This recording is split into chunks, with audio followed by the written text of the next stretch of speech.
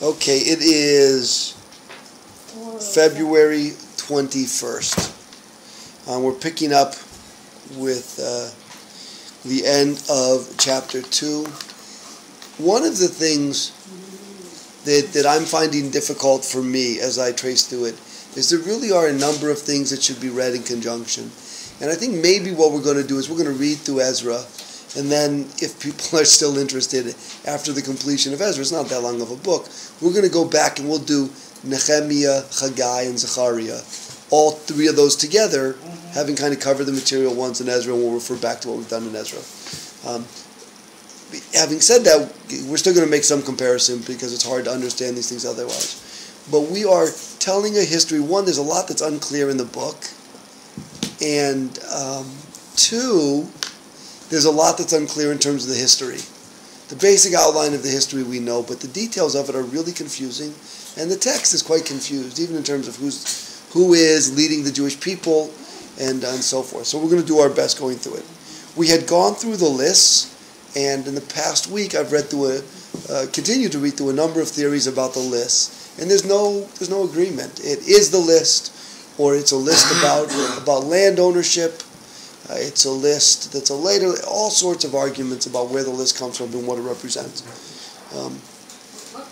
What's the list? In chapter 2. Chapter 2 predominantly is lists by household and numbers. One of the things we did, it's online. If you would like to see it, not only is it online, but it is right side up online, which it turns out, I hate to say it was a feat, because that kind of makes it seem upside down. But if you want to see it upside down, that's only on my computer. But one of the things that was pointed out that we didn't talk about last week is in the list, parts of the list are done according to family names, and part of the lists are done according to place names, city names. And as to what, and none of the math works. So other than that, that makes sense of the list. So I want to pick it up, and I want to highlight again, some of it will be relevant on the Tuesday afternoon, 5 o'clock, Sanhedrin stuff, as we move into a lot more Messiah stuff in the coming 10 pages. But there's an issue that's already pointed out here in chapter 2 of Ezra about Kohanim or Leviim of doubtful standing. Exactly. Right? So the issues of purity, which are going to be important, are even more important in terms of the priest. So on the one hand, they are included. They're not left out. But on the other hand, now I'm in verse 62, they were included from the priesthood. Yeah, they couldn't eat the priestly food. Correct. They weren't able to serve the functions of the Levites, and they weren't able to draw the salary, that is, to eat from the sacrifices that were there. Okay? Could you tell me where you are? I am jumping around a little bit, but now I'm on verse 68. In chapter 2. In chapter 2, thank you. Page 1840. Thank you. I don't remember if we read through the end of chapter 2 or not. No. Where it says disqualified. They were disqualified. Yeah, no, Right. but 68 already takes it beyond that. Oh, and still to jump up thoughts that I'm not sure we talked enough about last week, and some weren't here last week. Back in verse, all right, so we'll pick up at 64. Back in verse 63, the statement is made that that there's no way to tell if these priests who are of suspect lineage, maybe there's a non-Jew in there, maybe there's a convert in there, maybe there's a divorcee in there. Those are things that would preclude a priest from being kosher to serve in the temple. And the only way you can discern that, Or in bitumen. or what would be the other way? Mashiach. Mashiach, fine. Or, I was looking backwards into the Bible, not forwards into the future. What I guess is the third way. A prophet. Because all three of those are to discern the divine will. Yes? And so it's clear that the understanding in the book of Ezra is that the divine will is not going to be answered by prophecy. It doesn't say, and so we're going to not feed them, or not feed them from the sacrifices, until there's a prophet amongst us who can do it. The statement is until the priesthood is fully reestablished. Because that's how we will know the divine will, when the high priest can play with the chicken bones, right? With the holy dice, holy rollers.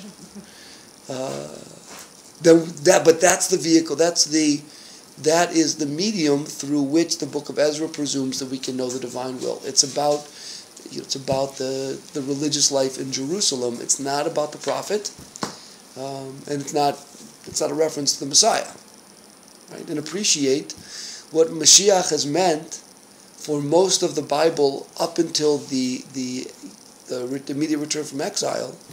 It has meant the return of the people to the land and the reestablishment of kingship, of monarchy.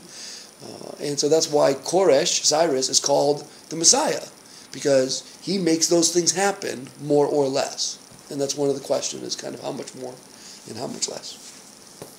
Are we good? And as I mentioned, they're online, and as of yesterday, the links are on the website. So if you go to the website under education, you can watch the YouTube videos from this class. All right, who would like to read beginning verse 64? Mm-hmm. The sum of the entire community was 42,360, not counting their male and female servants, those being 7,337. They also had 200 male and female singers. Their horses, 736. Their mules, 245. Their camels, 435. And their asses, 6,720. Perfect.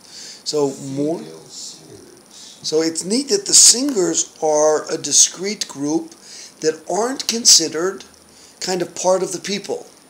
They're in the list that looks like possessions, slaves and donkeys. They're not in the list of people by it and so forth. It's like the choirs that you sometimes have go. Yeah, it's the Goyish choir. It's like the hired choir. But they brought them back, so you don't get the sense. Exactly, because they already practiced all the songs. Exactly. They never picked up the Babylonian opera. Now you're going to start practicing new ones, start training new ones. They already have them. So one, the singers, male and female singers, because there's a men's choir and a women's choir. And there's a question, because the Levites were the choir in the old temple. At least it's understood that the priests formed the choir. But here they're clearly a separate group. Also the real concern with numbering. That the numbers don't balance in other places is an interesting thing. But as opposed to, the author of the Exodus narrative tells us they came out with heaps and heaps of stuff. Mm-hmm. It's a little bit more specific than that. But the people are counted multiple times, but the stuff isn't counted that they came out with. It's just considered a great treasure. You can read it in Exodus as part of the Exodus narrative. And it's interesting where things are quantified. The author of certain texts cares a lot about quantity. It's one of the overlaps between the P source and Chronicles to Ezra. Those, and there's much to be done. We're not studying the P source, but the tie needs to be made. And one of the places we see that is the real uptight nature of who cares how many donkeys they came back with, right? Who cares how many slaves they? But who does? The answer is the author. All right, somebody else want to read, starting in verse 66? 68. I'm sorry, 68. Thank you. Bill? Some of the chiefs of the clans, on arriving at the house of the Lord in Jerusalem, gave a farewell offering to erect... It's a funny thing to do when they first get there. Gave a freewill offering to erect the house of God on its site. In accord with their means, they donated to the treasury of the work gold 6,100 drachmas, silver 5,000 minas, and priestly robes 100. The priests, the Levites, and some of the people, the singers, the gatekeepers, and the temple servants took up residence in their towns, and all Israel in their towns. Just like that. All right. So it's fun. There are arguments about these Persian weights for commerce, gold and silver, and a wonderful book if you want to follow along, and you can find used copies really inexpensively, is the Ezra-Nechemiah volume of the Anchor Bible Dictionaries. I think it's volume 14. It's a wonderful analysis and commentary and draws on a whole bunch of other sources. But the author of the volume actually tells you that if the derrick that is used to measure gold is based on Persia, then it comes to some thousands of pounds worth. But if it's based on, he goes through actually, the appropriate ancient measures that could be used. It's kind of fun. Neat in terms of biblical archaeology to try and equate exactly what they mean, and then once we have a value for it, then we can translate it into pounds. Question on the house of the Lord. Yes. Is the house built already? No. Good. They come to the spot, but the temple's not built. Right? It's fun in modern Hebrew. That spot is called the Mount of the House. Right, Har Habayit, or the house is mountain, whatever. The foundation. Well, we're going to deal with the foundation. Hopefully, we're going to deal with the foundation. But it says that they come to the house, but the house isn't there. It says that they make an offering, but the altar's not there. I know that because they're going to build an altar in the next verse. So it's a shrug moment. There, the consensus is that they made additional donations, as opposed to the sum total of the money. There are those who came, and right when they got there, they made literally a capital pledge before anything else. Federations do missions to Israel. Right, They don't standing take them there. just to the built places. They take them to the places that look like ruins. Oh, I heard a great story about David Hartman, and now I'm losing the name of the person who told it. It was somebody who goes back with David Hartman to before when the Hartman Institute stood. And this is in the mid to late 70s when David had this crazy dream, and he was just a professor of philosophy at Hebrew U. And one of his balabasim from Toronto was coming. And David had the idea, Rabbi Hartman had the idea, that when this person came, this was going to be the time to pitch seed money to really do it. And whoever the person was somebody who had gone to study at Hebrew U and then had become a groupie and would only study with Dr. Hartman, Professor Hartman. He said, I want you to pick this fellow up, and this is what the story is, and he's going to be the philanthropist that's going to help us get started. And when you pick him up, I want you to show him the Institute. Hartman was in his 40s at the time. It wasn't like, the Institute? Yeah, you pick him up. Go pick him up in Lod and show him the Institute.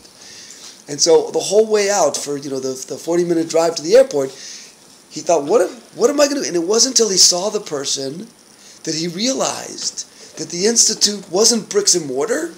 The Institute was the people.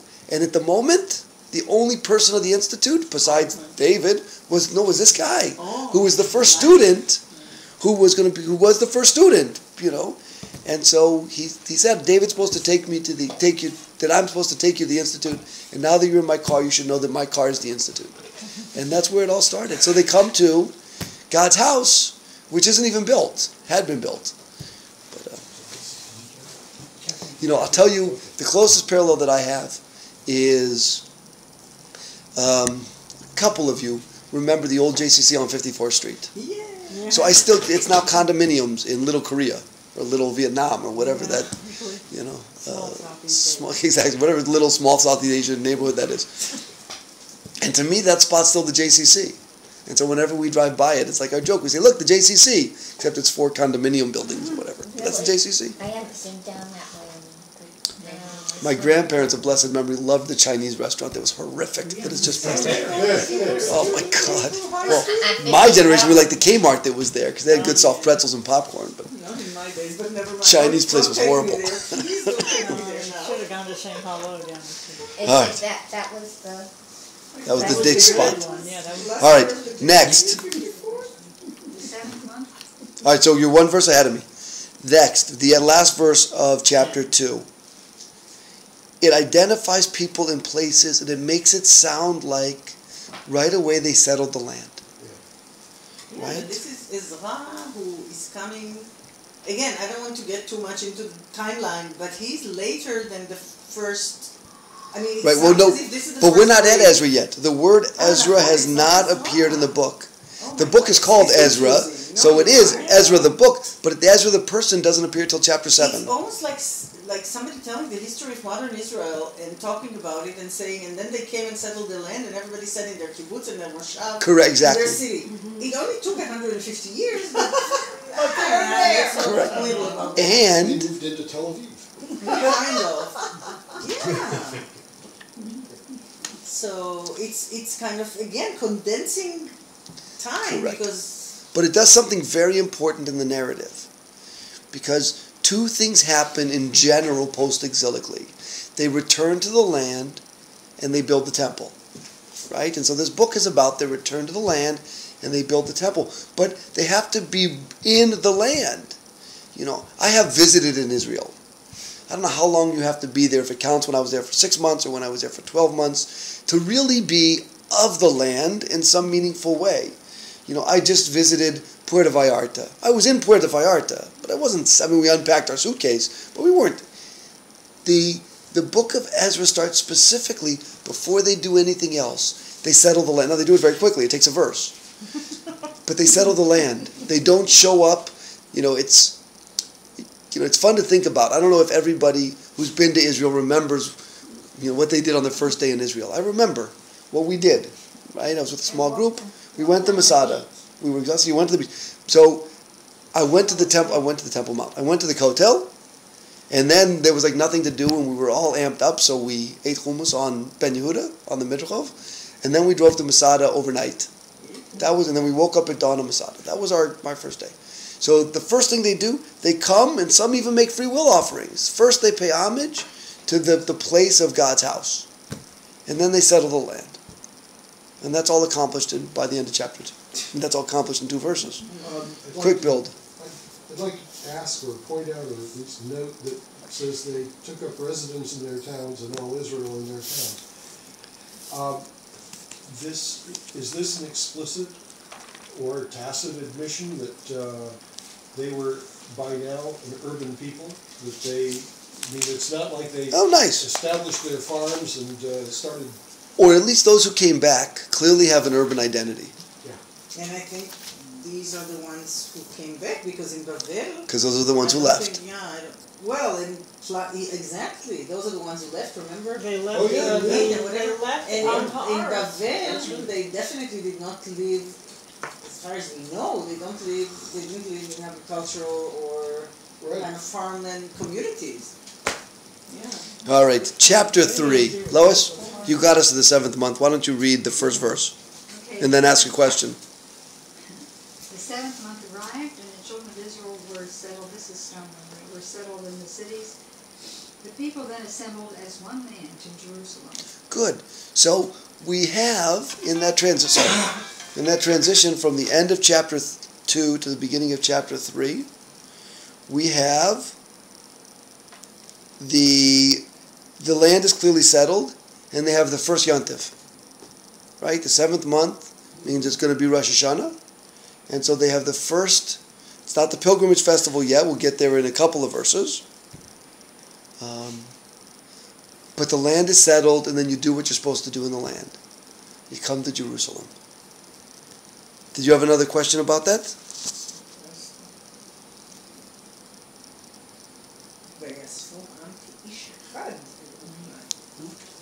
Everybody. Lois, did you have another question about that? No. Or are you moving on? Okay. Verse 2. You want to keep reading, Lois? Okay, then I know what these are. Then Jeshua, son of Josaphat, arose along with his brethren, the Kohanim, and Zerubbabel, son of Shealtiel, and his brethren, and they built the altar of the God of Israel to offer burnt offerings upon it, as is written in the Torah of Moses, the man of God. Good. So, what did they do when they came to Jerusalem on Rosh Hashanah? Made an offering. they built a mizbeach. built an altar. Correct. They So it's a couldn't offer offerings when they didn't have a mizbeach. right, which is why if you want to read the story as making sense, it means the free will offering isn't a dead animal offering, but is a financial gift, because now they build the altar, right? And how do they build the altar? What's it based on? Moshe. Yeah. So you have the tie to Moses. Remember, Moses is a Levite. We don't normally talk about it that way. But you have the Torah of Moses playing a critical role. That's the first thing they do. Just for fun, because I can't resist. And I'm not going to wait until we get, months from now. Hold your spot and go to Nehemiah chapter 8. Okay,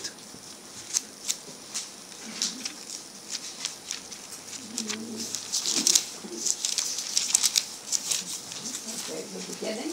Yes, the beginning of the chapter 8. Yeah. You can go back and look at chapter 7. And in fact, go back to the very end of chapter 7. Because according, I guess, to my edition, it's actually the second part of 773. In fact, go back to 773. In fact, once you're open there, look at chapter 7 of Nehemiah. I'm going to do what I didn't want to do. But just for a minute. You have here, I don't want to say the repetition, because that implies that the version we have in Ezra is older. And that's open for scholarly debate. But you have here the lists and so forth for the resettling. Okay, and you have the numbers, you can compare them, some are the same, some aren't the same. It's just not my great interest. You will see the language is very good. Verse 70, beginning at 70, you will see the list of the stuff that they brought back with them. Okay, including the money, including a mention of the priestly robes. We didn't really talk about that, but a big deal about how many priestly robes. Whether it's the priests who kept them for 2 generations in Bavel and brought them back, or whatever else. Totally different sums of money. Totally different sums of money. None of the numbers. Some of the numbers are the same. Some of the numbers are totally different. Drachmonim and the minim, totally different. Correct. Somebody pocketed some of the money. Well, there's 2 sets of books. Well, they had That's why we're studying this in tax season. Laundered. Well, so the priestly robes. Verse 73. someone walked off with some of the robes. There you go.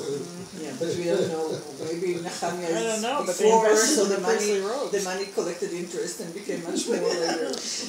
And I believe there are far more donkeys in Nehemiah. I don't do that. Anyway, verse 73. The priests, the Levites, the gatekeepers, we have another identified function, the singers, some of the people, the temple servants, and all Israel settled in their towns. So you have the same kind of flow to make the point that they settled. It doesn't say in Jerusalem and so forth, but settled. When the 7th month came, the people of Israel being settled in their towns. Now we're in chapter 8. Yeah. What did they do? Somebody else read. Go on, chapter 8. Chapter 8. Okay. And all the people gathered as one man in the open place before the water gate, and told Ezra the scribe to bring the book of the Torah of Moses, which the Lord had commanded to Israel. One more verse. And Ezra the priest brought the Torah before the congregation, both of men and women, With a mechitza. Sorry. and all who hear with understanding on the first day of the 7th month. Good. So, this is the parallel, but it's fundamentally different. What's the difference? Ezra. There is a choma built, there is a wall built around the city. Maybe, or there's the spot of the gate, same as the house. And But it's Ezra Kohen reading. good, that's the difference. Not Not Who's, not what, Zerubbabel? Yeshua and Zerubbabel doing what? מכינים את המזבח according to the Torah. Correct. Here Ezra is telling them what. Good. The Torah is there in both places. Yeah.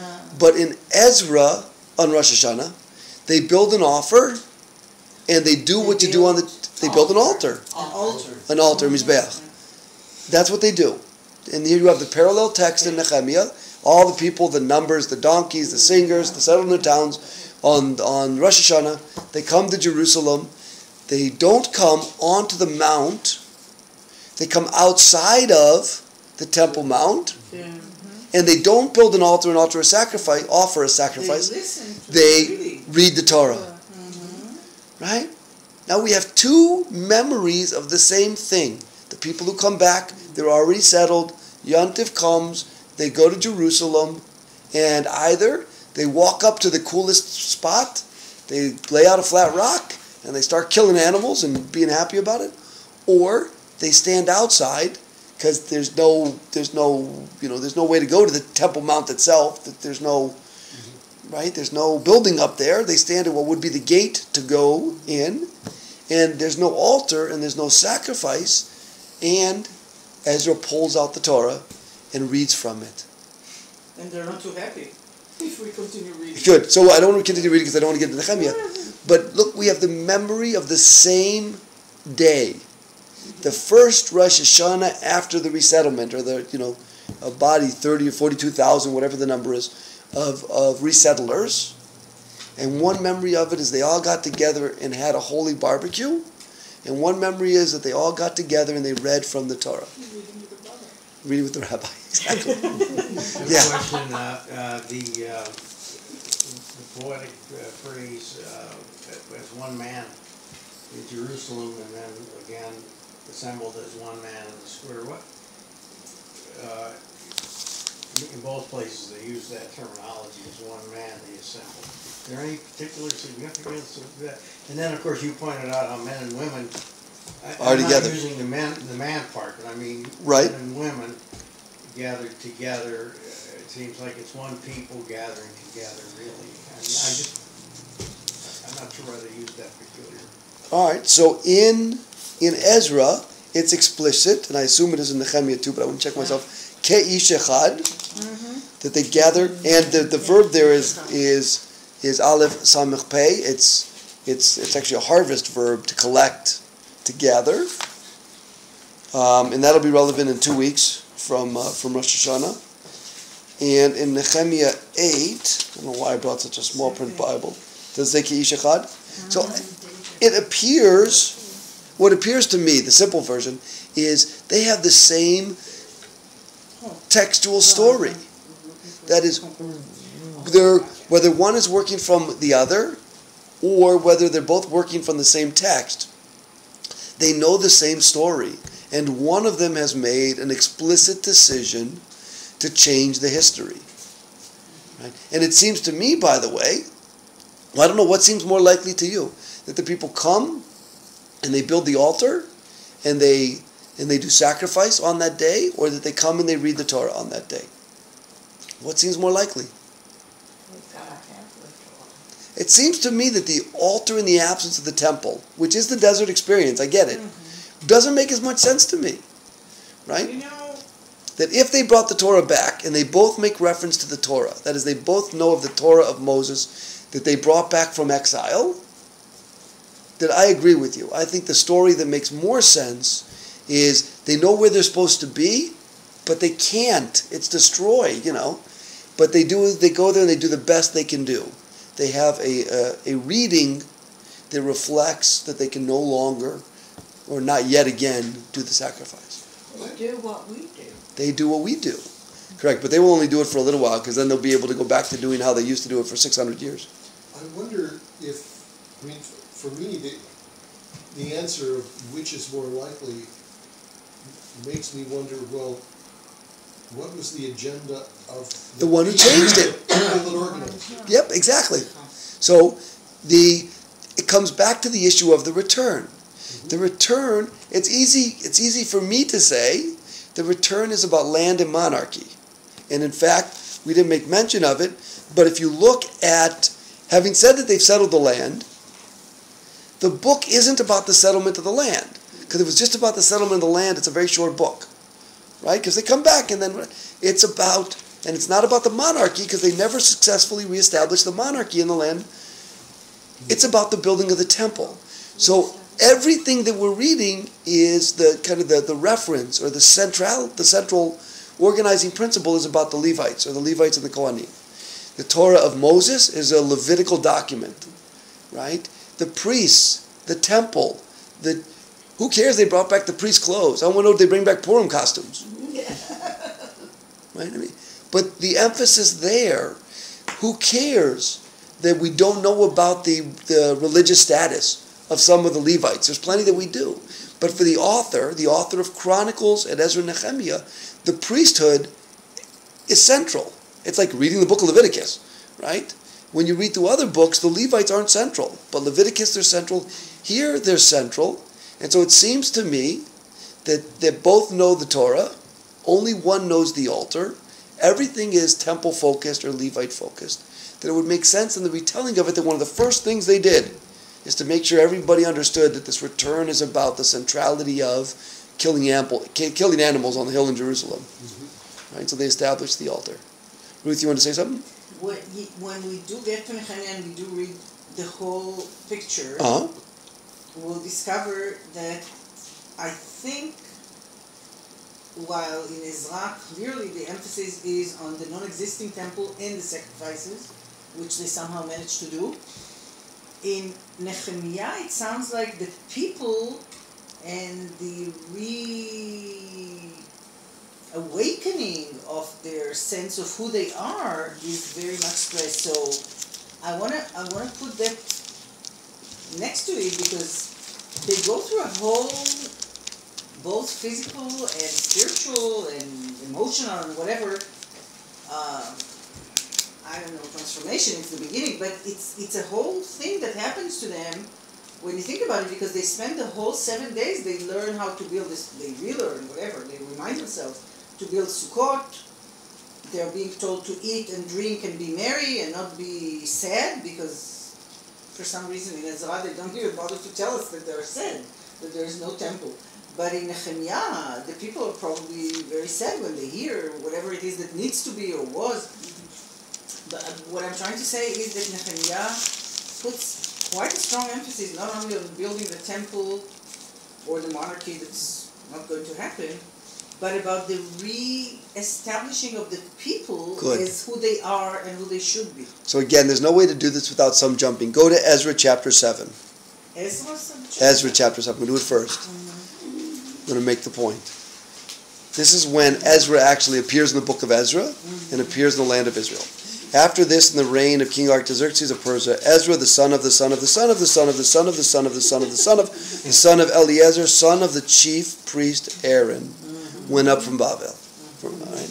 So there Ezra himself and the book is priestly, is cultic, is let's get to killing animals. If you jump ahead, I don't know offhand.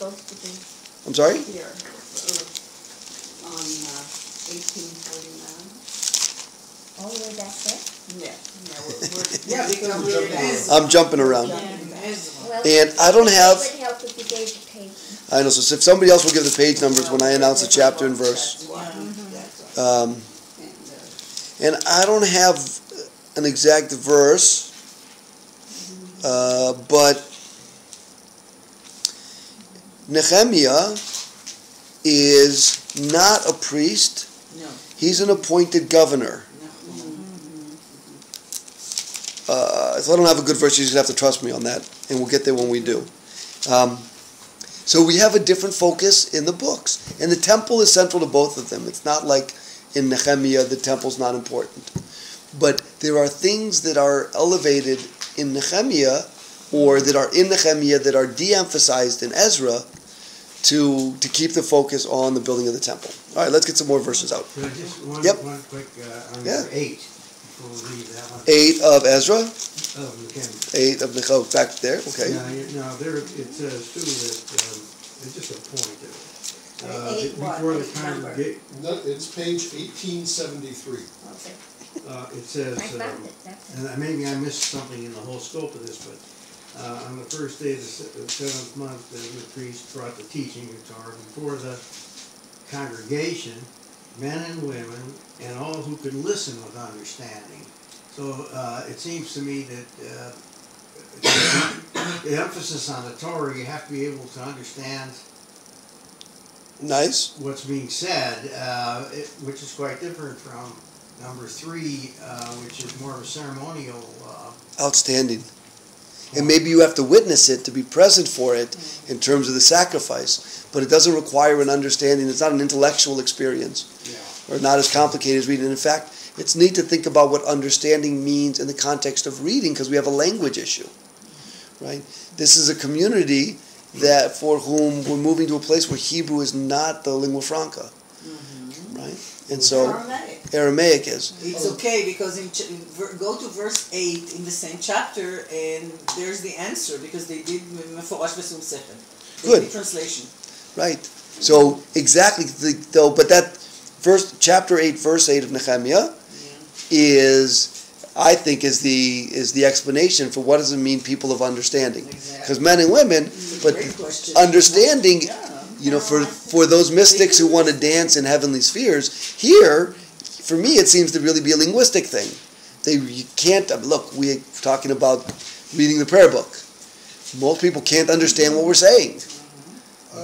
Yeah, but what's interesting to me is that the Jews that went to Bavel went into an Aramaic-speaking community. Right. And in fact, they went so far as to adopt the Aramaic version of the alphabet. Right. I'm guessing that the 2 generations later that are coming back are people whose first language is Aramaic, right? So, except for whom?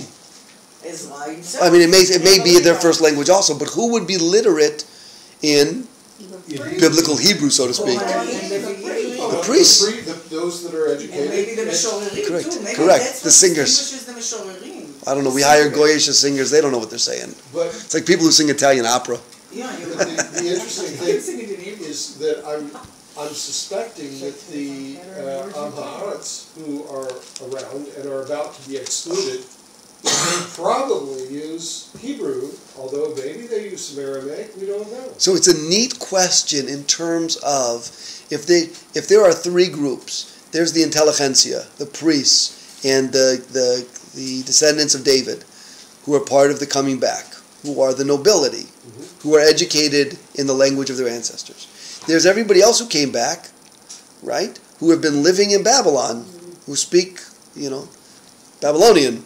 They speak Aramaic. They've been living amongst the Persians now. And then there are those who are already there. So part of the reading that everybody came back, everybody settled the land, everybody gathered in Jerusalem, in both of the stories, ignores entirely those who didn't just settle the land, those who had already been there. So the question about where are they is a neat question. Following the sand. Well, we're going to get there because they'll be dealt with explicitly. There'll be places where we know for sure who we're talking about. There are those who want to read, I'm back in Ezra now, to where our main finger is at the moment.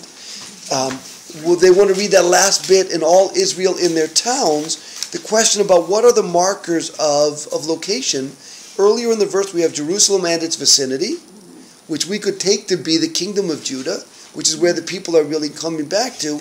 And there are those who want to read the Hebrew of the end of verse 70 to be that's a statement for all the rest. Basically, it's like, all the Judeans, all the Jews came and are in Jerusalem and the vicinities, and then there was all of Israel out and about in their hinterlands.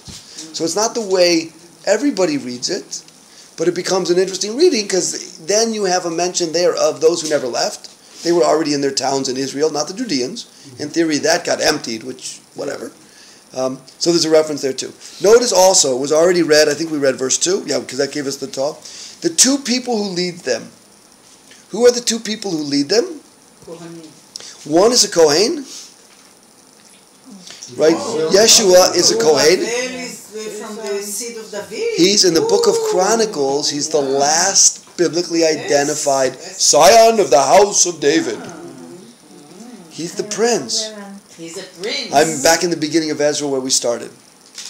Chapter 3. Page 1841. So the model of leadership is Davidic and Kohanic, right? It's the temple and the king. And through the course of this book, it's going to be much less kingly and a whole bunch of temple. Which, what an incredible transition from First Temple to Second Temple times. In First Temple times, when you read back, when you think about First, Samuel and Kings, 1-2 Samuel, 1-2 Kings, what are the 2 dominant institutions of leadership of the people? One is monarchy, and the other is prophecy, right? And the temple plays a role, though in some ways the more interesting temple is Eli's temple at Shiloh. It's the more interesting temple in the story, not God's house that Solomon will build. That's an important one. I don't want to drop it. But the institutions of leadership are are prophetic and kingly. When they come back, there's not even a prophet among them. There's nobody identified. Now, we have Zechariah and Haggai, and we will talk about them. It'll be neat to see if we see their names mentioned here. But we have a transition of leadership from prophet and king to here in the opening to not yet anointed king to prince and priest. And the prince is going to drop and it's going to be, foreign appointed governors and the priests.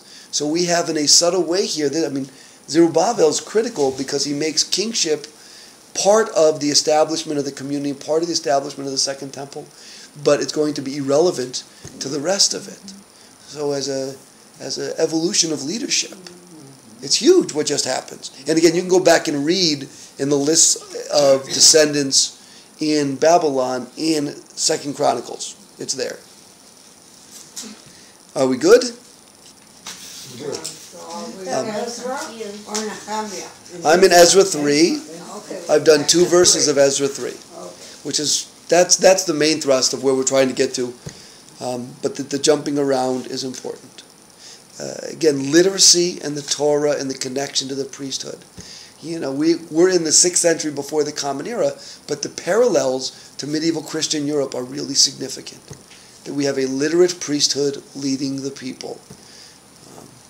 And functionally, the implication here, and you can go back to Nehemiah 8:8, is that other people aren't literate, at least not literate in the holy tongue. Whether or not they can read and write Aramaic, it's not clear. All right, verse 3. 3:3. Who would like to read? I'll read. All right, Harvey. They set up the altar on its site because they were in fear of the peoples of the land, and they offered burnt offerings on it to the Lord, burnt offerings each morning and evening. Good. So, people can ask whatever they want to ask. I want to ask about the dread of the neighboring people or the people of the land. Yes. Yeah. So, who are they afraid of, and what are they afraid of, or why are they afraid of? So, there aren't really Canaanites left in the land, but there are the people in the land, right? They don't seem to be afraid of each other.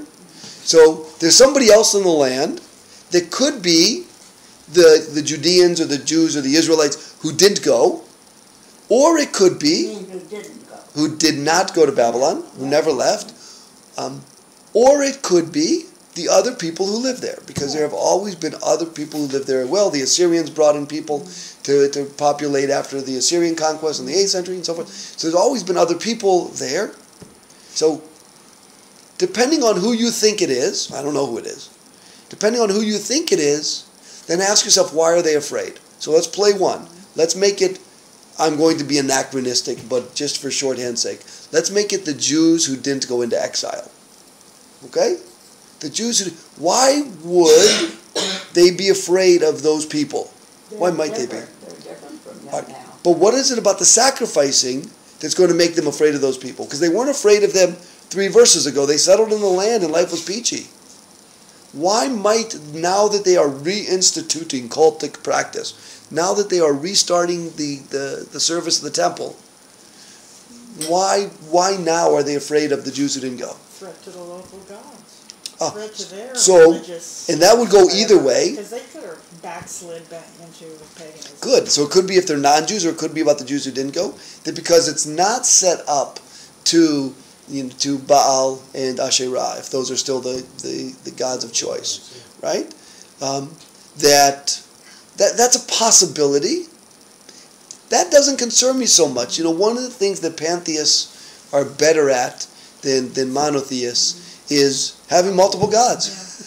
So, they get upset if you don't put the relative height of the gods in the right order. The Baal should be the biggest bull in the idol shop. But, one more isn't a threat in general, in my experience, of pantheistic traditions. Well, would they have had Levites leadership within those who stayed? Outstanding. So one of the dominant issues that we have throughout the history of kingship, or throughout First Temple history, is competing worship centers. So we tell the story because we are the inheritors of those who went into exile and came back from exile, and we are scarred forever with their mentality. Okay? Scarred forever. It might be a good scar, bad scar, no, but we are imprinted, better word than scarred. We are imprinted forever from what happens to those who left and came back. But clearly there were other worship sites. The people who were there didn't say, oh, wow, if we can't have our God in our temple, then I'm going to take 70 years of unaffiliation. Right? So, similarly to when Solomon wants that there should be only one temple.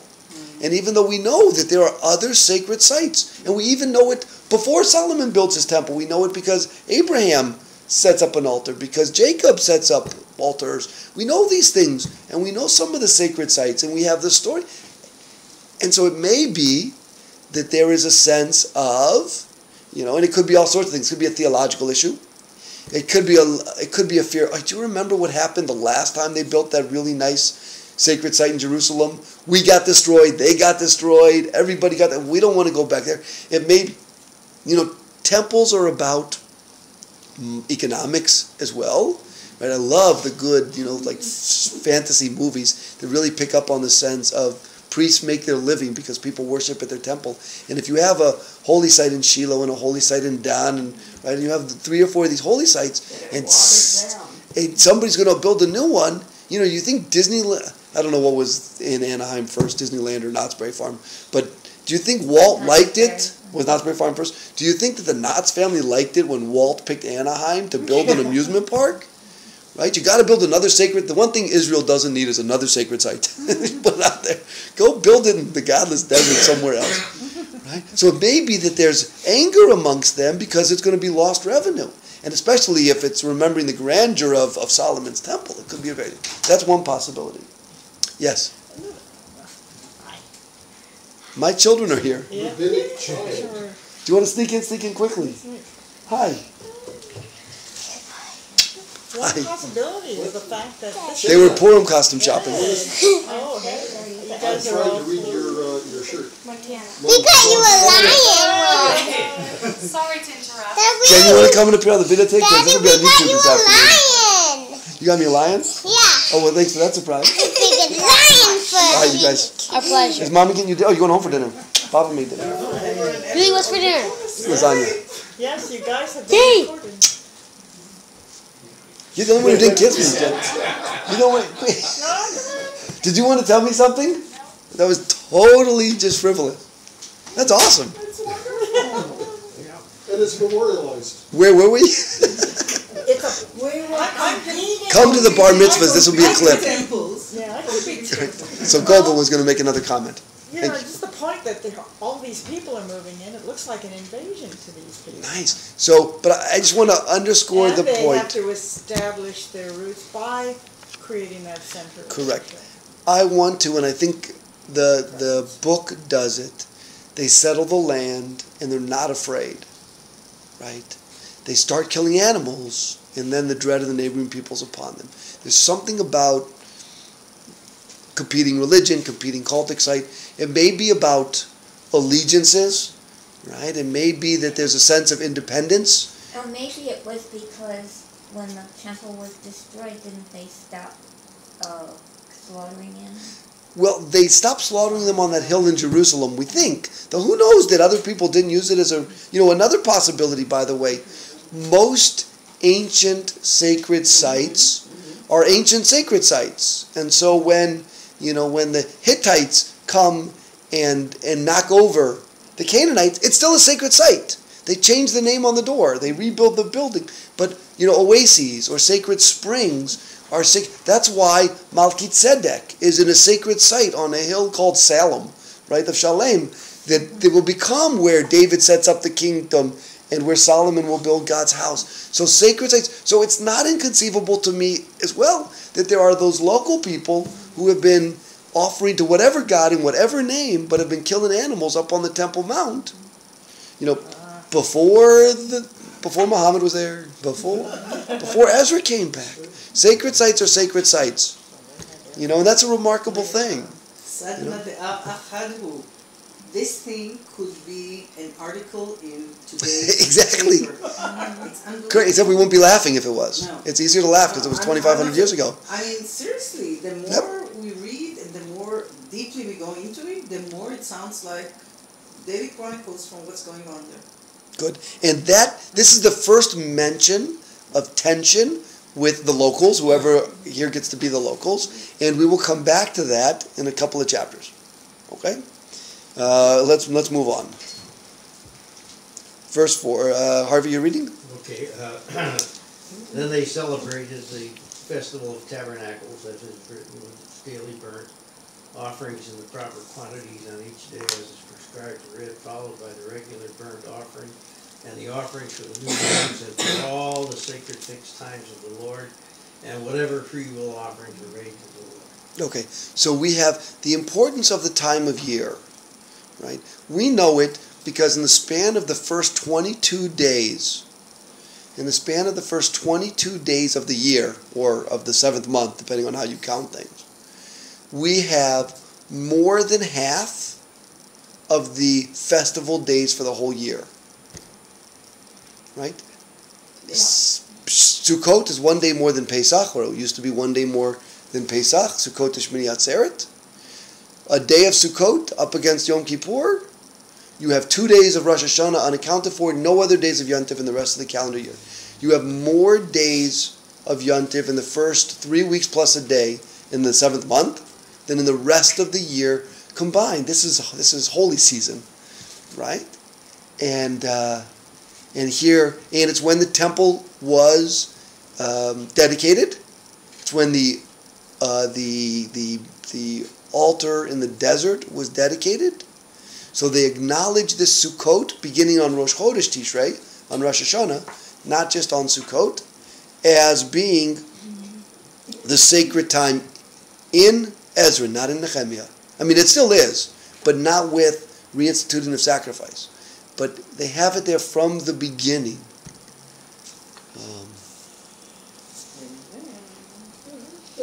Good? Good. All right, good. We'll move to a couple verses now. Harvey, keep going. Okay, from the first day of the 7th month, they began to make burnt offerings to the Lord, though the foundations of the temple of the Lord had not been laid. Yay.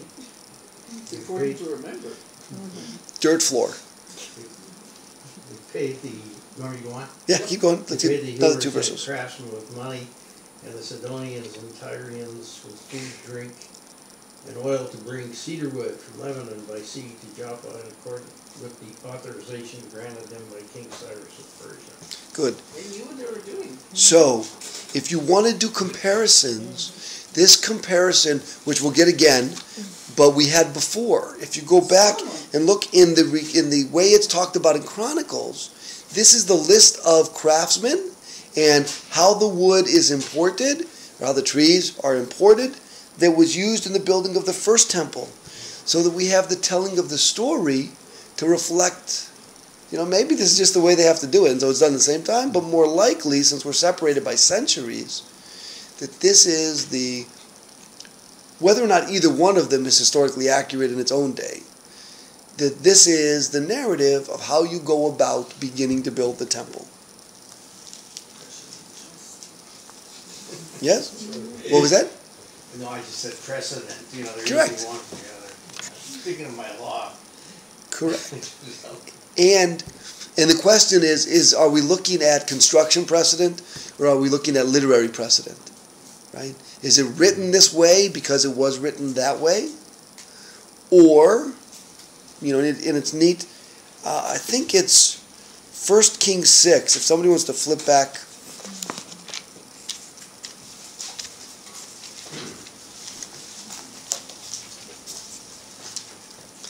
We get the cedars are there. Page 787.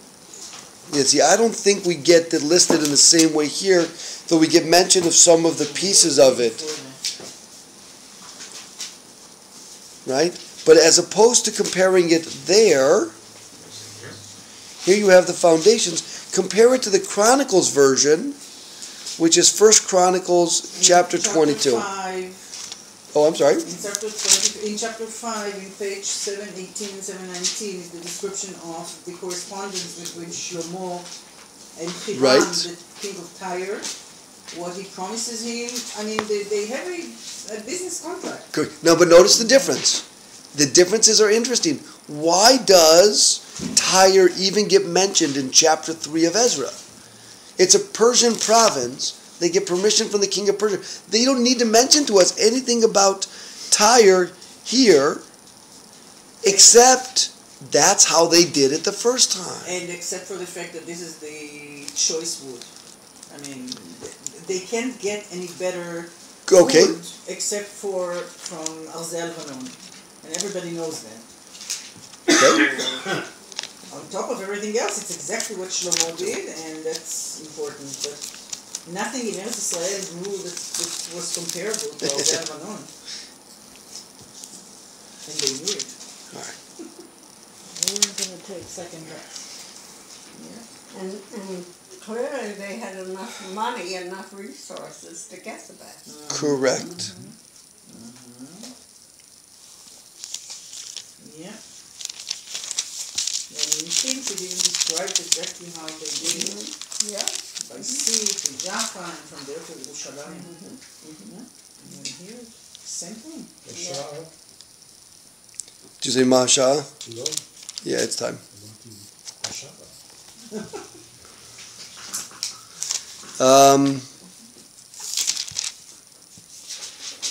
Let's get through one more thing. I'm going to push it a couple minutes. Verse 8. Harvey, you want to read two more verses? Sure. Verse 8, Ezra chapter 4, verse 8. Thank you. Chapter what? Chapter 4. Chapter 3, sorry. Ezra chapter 3, verse 8. Oh, in the second year after their arrival at the house of God at Jerusalem in the second month, Zerubbabel, the son of Shealtiel, and Jehuah, son of Jozadak, and the rest of their brother priests and Levites, and all who had come from the captivity to Jerusalem, as their first step, appointed Levites from the age of 20 and upward to supervise the work of the house of the Lord. Yeshua's sons and brothers, Kadmiel and his sons, the sons of Judah, together were appointed in charge of those who did the work in the house of God. Let's stop there. That's the end of verse 9, yes? No. Oh, no, do you have... Oh, I'm sorry. Also the son was, yeah. Okay, so... Also the son. Okay, I don't want to get to the next part, because the next part really will be a new idea. Okay. The one thing that I want to say here is... What's the one detail, their names given, other than the names, what's the detail that stands out there that makes you curious? Or is there a detail that stands out in those couple of verses? The sons of Judah are all of a sudden mentioned as opposed to the fact that they have Levites. I mean, it makes sense. Well, but Zerubbabel is a son of Judah, right? Because he's a descendant of David. Again, you have But Judah. But the working, I would assume that supervising the work in the temporary would be strictly Levitical. Well, again, I just want to make the point that so far we have a story that's priests and kings. Right. That's Levites and, I wouldn't want to say Judahites, but 20 years old and upward, right? So there's an age, you have to be of age. And what's really neat is there's not a consensus in our tradition about what of age means. And if you want to check Numbers 4 and Numbers 8, you will see that the priests need to be 30 years old. That's Numbers 4. Or they need to be 25 years old. That's Numbers 8. Right? Yeah, they need to be 20 years old. So the idea of an age requirement is there. And we have 20 in other places too, but not about the Levites. Levites are either 30 or 25, depending on what you read. 20 was fighting. 20 was fighting, exactly. So, but here we have about the Levites 20. It's just, one, the age requirement I find to be interesting. There's a line that's drawn, and two, it's not always drawn in the same place. Yeah, those? Well, they didn't have enough, like if you can't get enough soldiers because You lower the 25 age. years old, so you bring in the age. Yeah, maybe. So it could have been not just to get the mass that they needed. Correct. And 20 doesn't seem like a low number in the context when we think about, other conversations about maturity, about marriage, about other things. I like the very beginning when it says, "Bashana shenit levoam el beit Elohim," the second year that they came to the house of the Lord. Nice. And your comment before about the Hartman Institute, which existed in theory, really clarified it for me. which exactly stresses what you said before. Ezra is all about coming back to Eretz Israel to build the temple. And let's pay The second attention. year that they came to Bet Elohim, seriously? Right. Let's pay attention and remember the comment so that when we get to when the house is standing, to see if it's the same language that's used to describe the house as was used when it was a vacant lot, or whether there's now a new way of saying, Habinuya, right, that it's built. So there's the house of God and there's the built house of God. So let's see when we get there. All right.